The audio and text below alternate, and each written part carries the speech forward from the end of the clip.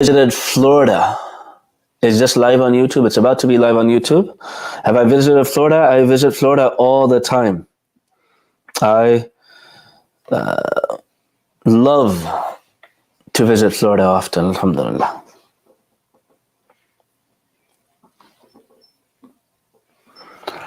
Okay, now that we're live everywhere, inshallah, we can start.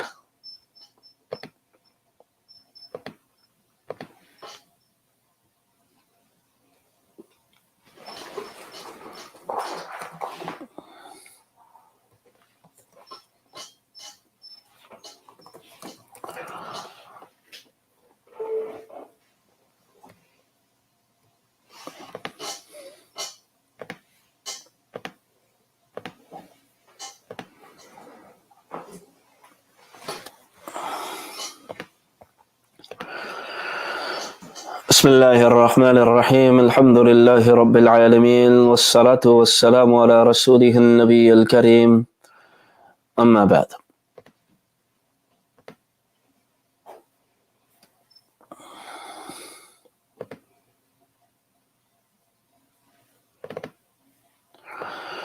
So ideally we will have the questions posted from a lot before, inshallah. So, and if I have some time, then inshallah I'll try to answer some questions live. So I'll share a Google form where you can post your questions from before, and then I would pick the first 15 questions, or I think the 15 relevant questions, inshallah, I will answer those first. And if we have time.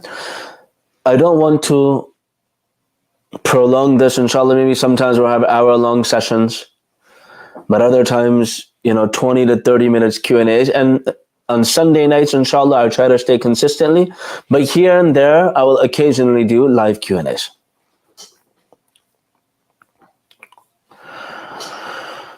So the first question that I've already received is, I recently adopted a cat. Can you give me some rulings? First of all, having a pet is permissible in Islam. A cat in itself is pure. So if the cat sits on your musalla, or the cat sits on you while you're praying your salah will count. It will not be void. However, generally, the saliva of a cat is considered impure.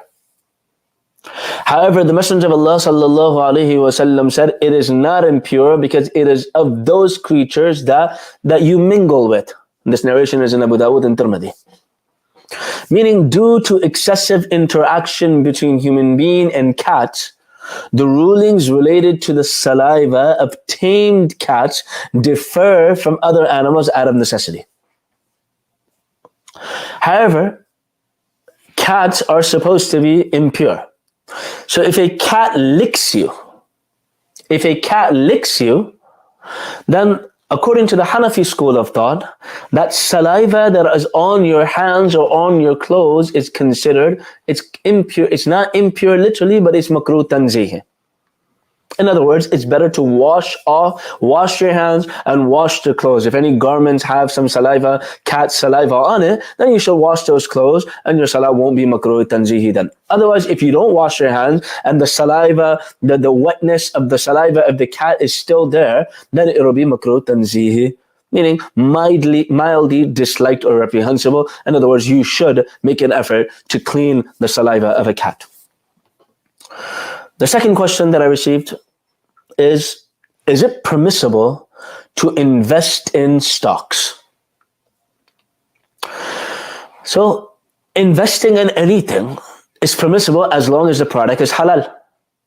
So if the company that you have invested in, if it is halal, then it will be permissible to invest in it. If it is haram, then it will be impermissible. However, stocks is a very tricky thing to deal with. So if there's something permissible, there's a company that's permissible, But then that company, the extra excessive cash that they have, some of the liquid assets or the liquid cash that they have, they use some of that and invest that, and they put that money in interest-bearing accounts or savings account with interest. Or majority of that company's income is halal and some of it is haram. So what you will have to do is find out what percentage is haram. You will have to find out what percentage is haram.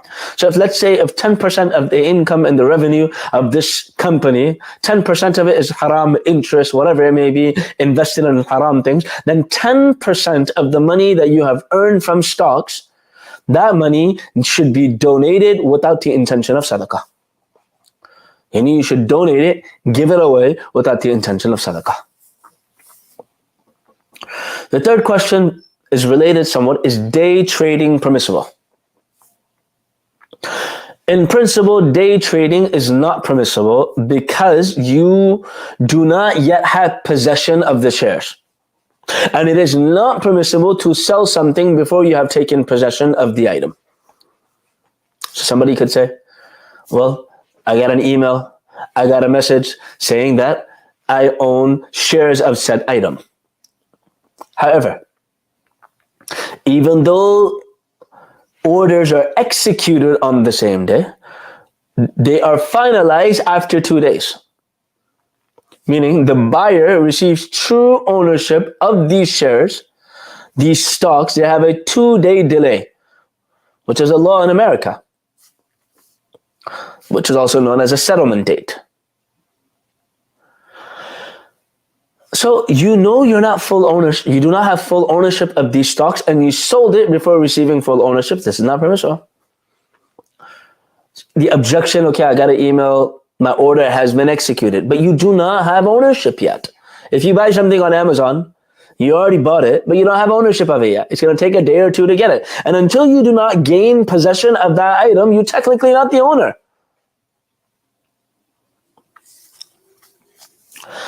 So another way to look at it is, if you bought an item, if you buy some stocks, and the stocks, you can earn dividends. And let's say you bought this stock on a Tuesday, and they give out dividends on Wednesday. Even though you bought the stocks on Tuesday, you will not get a portion of the dividends on Wednesday because you do not become the full owner till Thursday. So you're not really the owner. So day trading is you purchase the stock and you pretty immediately sell it. You sell it maybe an hour or 2 hours later, the value goes up and you sell it. You don't even have ownership. So you're selling something that you don't have ownership of yet. Therefore, day trading will not be permissible. Number 4, or the fourth question is it mandatory to stay silent behind the imam in salah, or can you recite Surah Fatiha or end another surah or not? When it comes to mas'alas and rulings like this, the 4 mazahibs have difference of opinion regarding this. Some of them say, no, you should recite behind the imam. Others say you should recite the imam behind the imam. And all of them have their dalail and their evidences. All of them have their dalail and their evidences. So when I look at these things, I think I look at it more of a, it's mustahab to do it or not. It's not, it doesn't break the salah. However, according to the Hanafi school of thought, the muqtadi, the one that is praying behind the imam, whether it's a loud salah, a jahri salah, or a sirri salah, a silent salah, like Salat al-Zuhr and Salat al-Asr. In either salah, according to the Hanafi school of thought, the muqtadi will stay silent.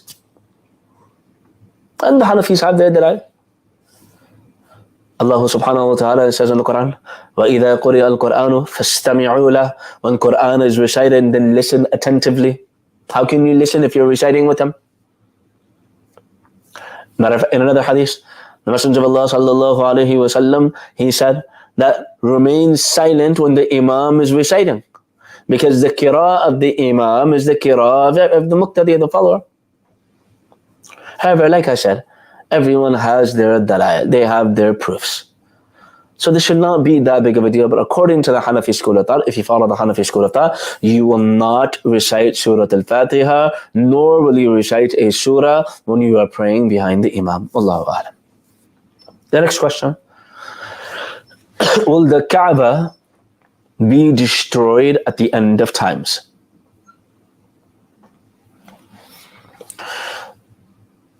Whoever asked this question, you are referring to hadith of Nabi sallallahu alayhi wasallam, where the Prophet of Allah sallallahu alayhi wasallam, he said, يُخَرِّبُ الْكَعْبَةَ ذُو السُّوَيْقَتَيْنِ مِنَ الْحَبَشَةِ. The Messenger of Allah sallallahu alayhi wasallam, he said that ذُو السُّوَيْقَتَيْنِ, yani the one with two weak or skinny shins, yani his legs will be very, very, very skinny, from Ethiopia, he will يُخَرِّبُ الْكَعْبَةِ, he will demolish the Kaaba. So for amongst the authentic narrations and the prophecies of Nabi sallallahu alayhi wasallam, that someone from Habasha, from Ethiopia, with too lean and too weak and too skinny legs will destroy the Kaaba.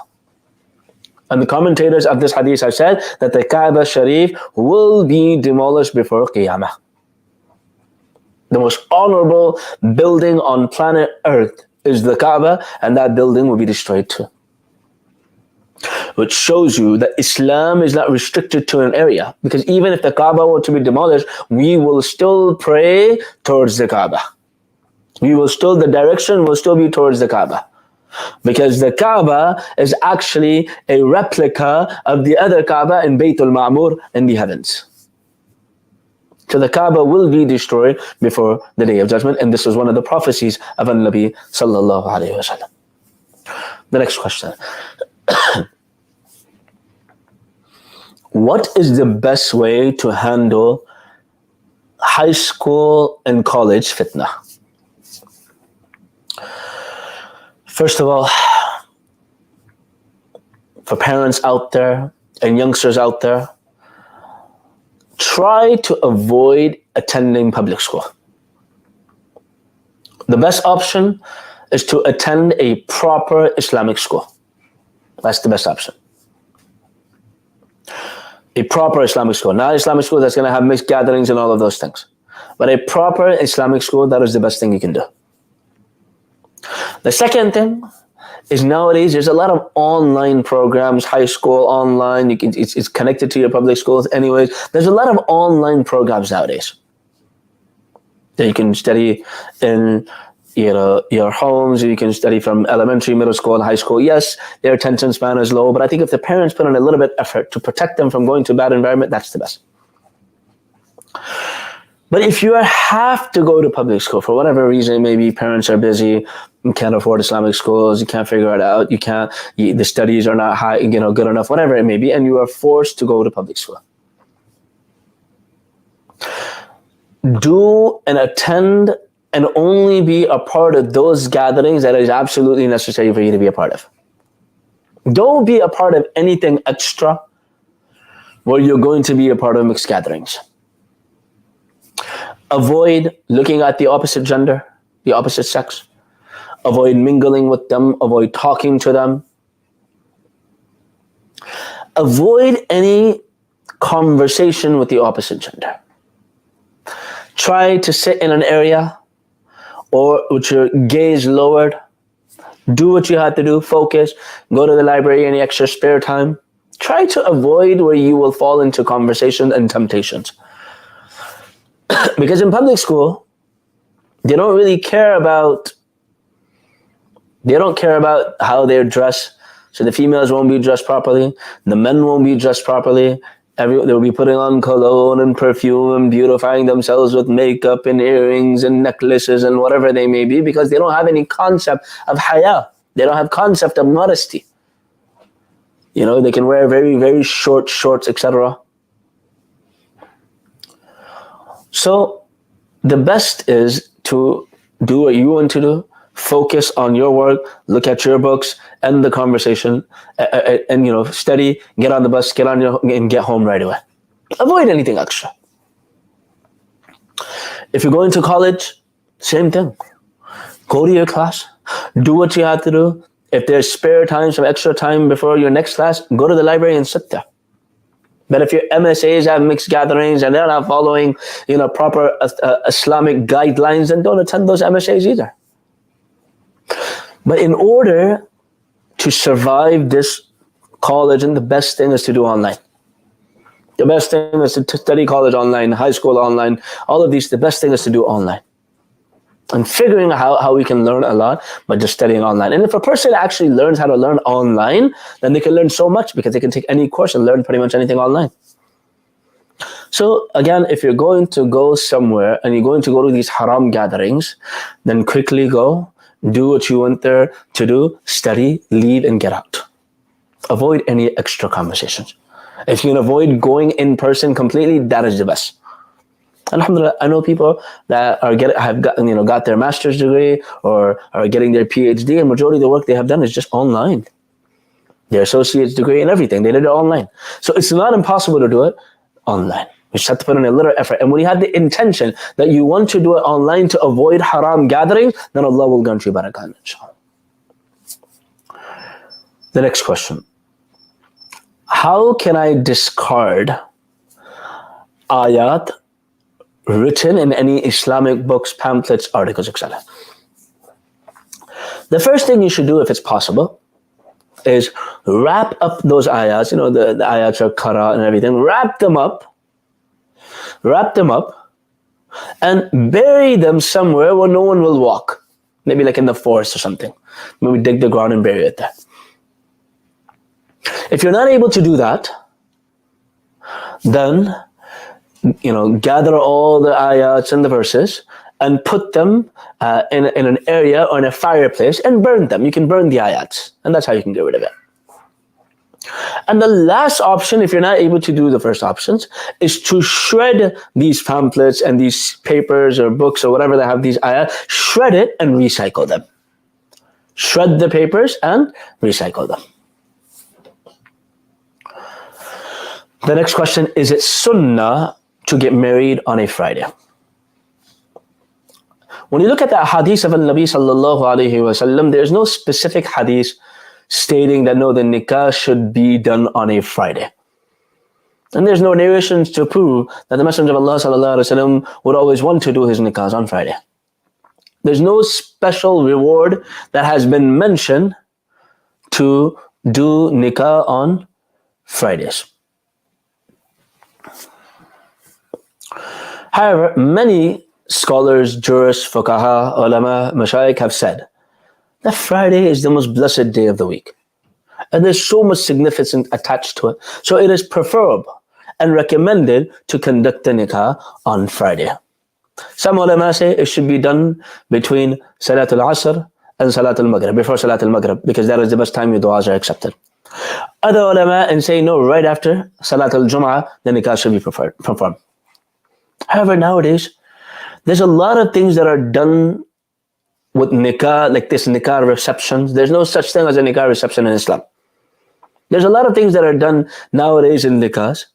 So if you're able to avoid receptions on nikah day and having a gathering and everything, or maybe it's just for the people that came as a guest, then maybe you can say that, go ahead and just have a gathering for the people that came from outside. However, there should be no nikah reception. Some of the ulama see nikah, it's just another action. It's a sunnah of Nabi sallallahu alaihi wasallam. It's a sunnah of all the Anbiya alayhim salatu wasalam. However, it's just another action. Nowadays, nikah has been made into this fairy tale thing. Some of the ulama and mashayikh, as soon as their daughters would get a good rishta, a good man would come, or a good girl would come, they would get them married right away. Some of the mashayikh, if they got a good rishta for their daughter, they would marry them right after Salatul Fajr. That's it, we're going to get you married right after Salatul Fajr. Nowadays, we have made this into extremely extravagant, and we spend so much money on these nikah ceremony, sometimes $10,000, $15,000, $20,000, and $50,000. And unfortunately, I deal with a lot of divorce cases. Some divorce cases take place between a year or 2 years after that $50,000, $60,000, $70,000 lavish wedding. You pay for the horses and the extremely amazing ceremony, like they're going to live happily ever after. There's no need to waste money on these nikah receptions. They lack a lot of barakah when that happens. So, it's not sunnah per se, but there's nothing wrong with doing your nikah. There's nothing wrong with doing your nikah on a Friday, but it's not sunnah. And there's nothing wrong, it's not disliked if you do it any day of the week aside from Friday. It's not going to be disliked. Next question. Despite being young, I have started to grow a few gray hairs. Is it permissible to pluck them from my head and beard? The fuqaha say that if you pluck out gray hair or white hair, if a person plucks out gray or white hair from their beard or their head, and is done with the purpose of beautification and appearing young and deceiving others, then it would be makruh, it would be disliked. It's something that shouldn't be done. Having gray hair is a sign of wisdom. However, it's not a sin to pluck the gray hair. It should still be avoided because there are narrations saying that you should avoid plucking gray hair, and some ulama even say it's haram. So it's better to avoid. However, if you want to do something, then you can dye your beard and your hair any other color besides black. It is generally permitted, and sometimes at times, depending on the age, it's even recommended to go ahead and dye your beard. But don't pluck the hair, especially from your beard, because you shouldn't be plucking our beard or trimming our beard or anything. So avoid it from the beard and put on some dye if you really have to, and you can use any dye color, the natural colors aside from black. Allahu A'lam. And the last question that I have received for now, and I chose, and I'll answer this, and maybe I'll try to answer some of your questions that you're asking me online. What do you do if you find out that you have some haram food? In Islam, it is not permissible to give anyone any food that has haram ingredient in it. If it has haram ingredients in it, you cannot give it to any human being. However, in regards to giving haram food to animals, there's some detail. If the food contains both halal and haram, and the haram is either equal or more than the halal, then it won't be permissible. However, if the halal is more, than the haram in that particular food, then it will be permissible. So either, if depending on the food. Now, if the food is completely haram, what are you going to do? What you can do is, you can leave your food in a certain place where you know animals will pick up the food. Then the person will not be responsible for giving haram food. So just put it in an area where a dog might walk by, an animal might walk by, some birds might walk by, fly by, and you can put the food there, and they will. If they eat it, you won't be responsible. But to actually give the food to someone, and offer them to eat it, or even an animal, and the food is completely haram, it will not be permissible. Allahu A'lam.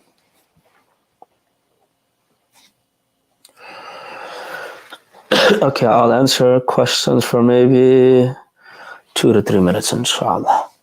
How do you suggest dealing with a person whose toxicity is affecting your own deen, but also is posing a blinding threat to the community? Number one, I would say, look at your own situation. How are you as a Muslim? If you think you're already at a good level where you're practicing in deen and stuff, and you already have your focus on, then you can concentrate on others. So when it comes to a community-wide thing, you need to first look at yourself. But when it comes to an individual, then it's best to remove that person from your life.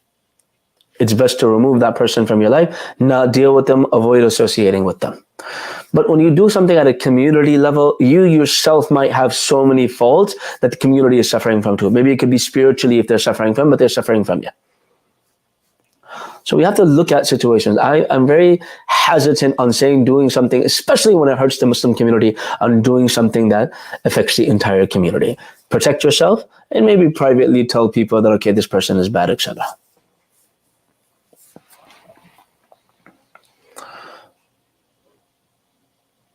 How to deal with Riya when leading Salah?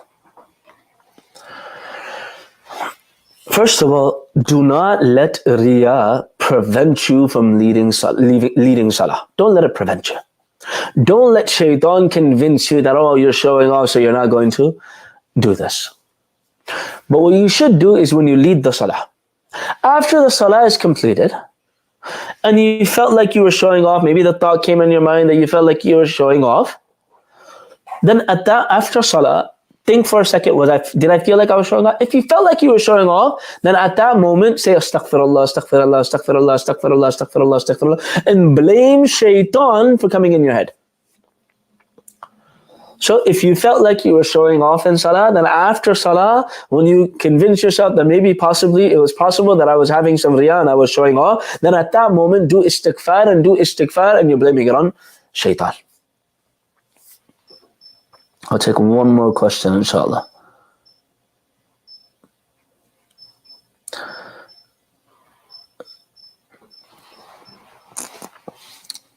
If the Prophet ﷺ did Rafa Yadayn, why don't us Hanafis do it? When it comes to Rafa Yadayn, there are so many narrations of Nabi Sallallahu. As a matter of fact, some narrations point out that the Prophet of Allah Sallallahu did Rafa Yadayn at every movement. When he started the salah, he raised his hands. When he went to ruku, he raised his hands. When he got up from ruku, he raised his hands. When he went to sujood, he raised his hands. When he got up from sujood, he raised his hands. When he went back to sujood, he raised his hands. When he said assalamu alaikum, he raised his hands. He was constantly raising his hands. So slowly, no one says to raise your hands after every moment, after every movement. No school of thought says that. So all of them have abrogated some Rafa Yadayn that was done in the narrations of the Nabi Sallallahu.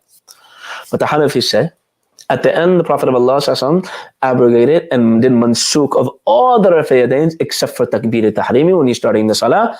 And one of the verses that we use is وَقُومُوا لِلَّهِ قَانِتِينَ, that Salah should be a place of sukoon and calm and peaceful and tranquility. That means we don't have too much movement in our Salah. And the Rafa Yadayn is too much movement. So the Hanafis say that you don't do Rafa Yadayn in your Salah. But like I said, when it comes to ikhtilafat like this and difference of opinion like this, it's okay because all the mazahib have their dalail, but the Hanafis have their dalail too. And there have been many Muslim youth in my area who have started eating haram, and they say that it is okay because it is from Ahl Kitab. What is the ruling for this, and how can you guide our brothers? First of all, we're doing a course on this, halal and haram course. My class will be tomorrow, inshallah.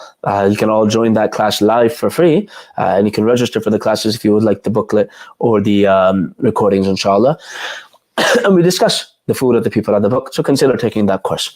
However, when it comes to the people of the book, when it comes to Christians, they're not practicing anyways, and they don't even slaughter according to their religion. So the people, the Ahl Kitab, if they slaughter an animal, it will be permissible if they slaughter it according to their mazhab, according to their religion, and they don't slaughter it.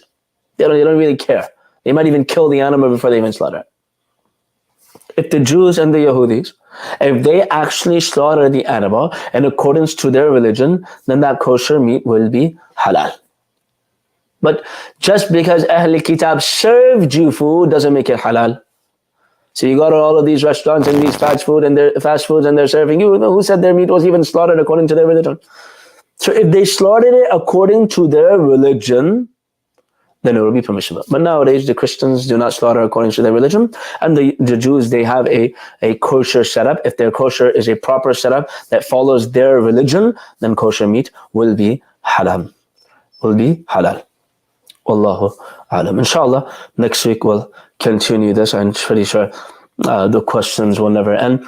Jazakallah khair for all of you for attending this session. Inshallah, we'll try to keep this consistent every Sunday. And here and there, I will try to have some type of live and Q&As, inshallah. Jazakumullahu khairan. Assalamu alaikum wa rahmatullahi wa barakatuh.